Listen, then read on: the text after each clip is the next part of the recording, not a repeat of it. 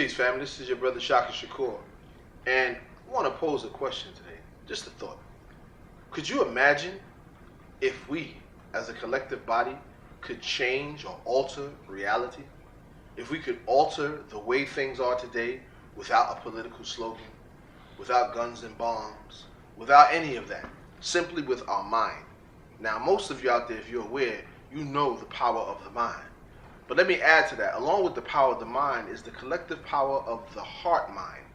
There's a mind that exists right here in your heart that is more powerful than any weapon or any source. Now people will say, uh-oh, here we go.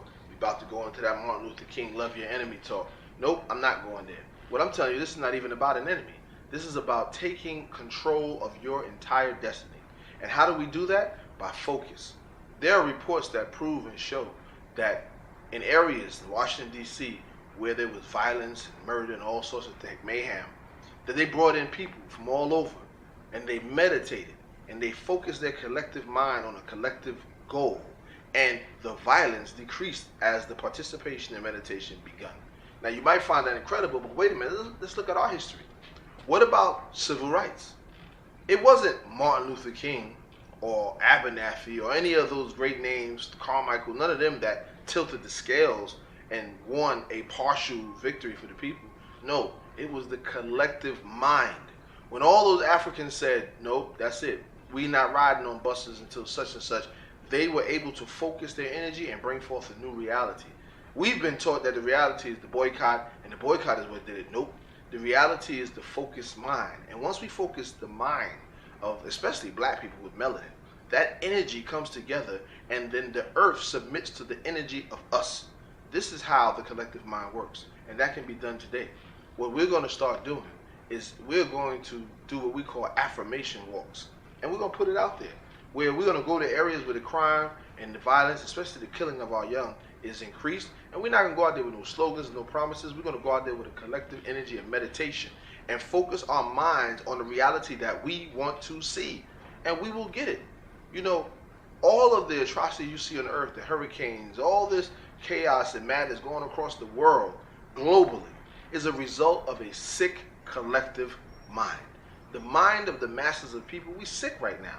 And we have to clean that sickness up. And we have to clean it up with a true understanding of peace. You know, a true understanding that positive education always causes elevation, peace. This is what we need. It's a simple formula, family. We have to, as we say, wake up, clean up, stand up. Wake up to the knowledge of who we really are, what we're capable of as a people, as a black people and as a human people. And then we have to stand up. You know, clean up. Stop doing and eating and saying and being a part of the things that were a part of that old mind, so that we can stand up and enter into the new mind. And once we enter in that new mind, we can have a true understanding of love. And I don't mean hallmark love. I'm talking about love, lifting our vision eternally. And once we lift our visions eternally, we can see over the pollution of the world today, and we'll have a clean sight into the self, the true self. And that self is the spiritually enlightened life force that exists in all things. Some call it nirvana, some call it chi, but it's a force that exists in everything and is identified collectively as God. And once we can see that self, then we'll be able to have power, real power, power to shift things in the direction that we want. You know, and power is people of will who eternally radiate, and people of wisdom who eternally radiate that wisdom, radiate that will into a reality that we want. See, prayer is good. We should pray. Every religion tells you to pray. But along with prayer, you have to have direction. You can't just pray for what you want. You got to pray for where you want it to go. And imagine, not just as a Muslim, you know, that's over 1 billion people in the world, over 1 billion who are Muslim. At 5 times a day, over 1 billion people are focused at the same time doing the same thing. That's a lot of energy. Could you imagine if on Sunday, just in the Harlem area, every church say, we're going to say this sermon today. And on this day, this sermon is so that we can have this result. And we're all going to start our sermon at 12 when the sun is the highest and the energy is the highest in the solar system. Could you imagine if on Saturday, every Jewish synagogue said, we're going to recite this out of the Torah at the 12, and we want this result. And the same thing on Friday, etc., etc. Look what we could do. It happens every day around you. Oh, you don't believe me? Look at the crime. You know, I was out there in the hood when we all get a collective idea to get money, and we don't care how. That's how these teams rise up. That's a collective idea to negative. But we saying have a collective idea to positive. So you're going to hear me talking about this more. You're going to see me pushing this more on YouTube. If you go here, go to African Talk. You know, there's other episodes, I think 29, 28, I talk about lining the chakras and dealing with this. This is another level of revolution, family. This is another level of being. Because like I said, and I stand firm behind this, I'm not here for popularity. We have to identify ourselves as individuals on the earth, meaning the black, the white, the red, the brown, the yellow, etc.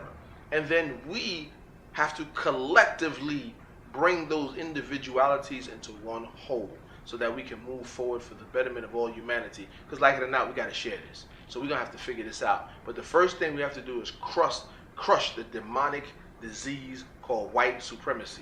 White supremacy is a disease that has infiltrated and affected the minds of every living person within the human race. Okay, what your color is. If you are white, then you are affected with the superiority complex that everyone is born to answer to you. And because you're white, you should have, even if you don't qualify. And if you're not white, then you've been born with the inferiority complex that you are here to answer to the white person. We have to crush this. And we can only crush this with a true understanding of the self. So I'm going to leave it at that. Look out for the DVDs and the videos. I'll be doing, talking about it, pushing it more. This is a whole new world, a whole new idea. And a lot of you, I'm sorry, a lot of you just ain't going to be able to get with this. A lot of you are not going to understand where I'm coming from. I'm prepared for the backlash. I'm prepared for the name calling, but I don't care, because I know within my heart and my mind in my heart that what I'm saying is 1000% correct, and that this path is the true path to not only revolutionary liberation, but spiritual liberation. And we need to. Revolution is spirituality, because it is the sense of love that motivates a revolutionary. It's the sense of love that motivates a spiritual person. Trust me, it's not a political agenda that causes you to fight for what's right. When you see somebody getting beat by the police, it ain't because they Marxists or Leninists or socialists or nationalists that you help them. It's because the spiritual side of you knows that no human should be subjugated to that. So you stand up from the spiritual aspect. Every prophet that lives on the face of this earth, from Jesus to Muhammad to Moses to Abraham, they did what they did not for a political or religious hierarchy or agenda. They did it because it was the right thing to do. They didn't want people to suffer and kill each other and to go through these things of persecution. That is something that is in you from the Almighty, and it's a universal love that we have to tap into. So we're going to build more on it. I teach every Monday night, 7 p.m., City College, room 3201, 7 to 9. City College is located on 137th and Convent. I'm in the NAC building in the Asada Shakur Center, or you can come from 137th and Broadway, walk up to walk up to Amsterdam and come on in the backside. Either way, every Monday night, I'll put the number and things. It's part of the People's Survival Program, and this is our class. And hopefully you can get with it, but if not, I'm going to do it anyway. And those with me, we've all agreed to do this and take this to the next level. All right? All power to the people. Peace and light.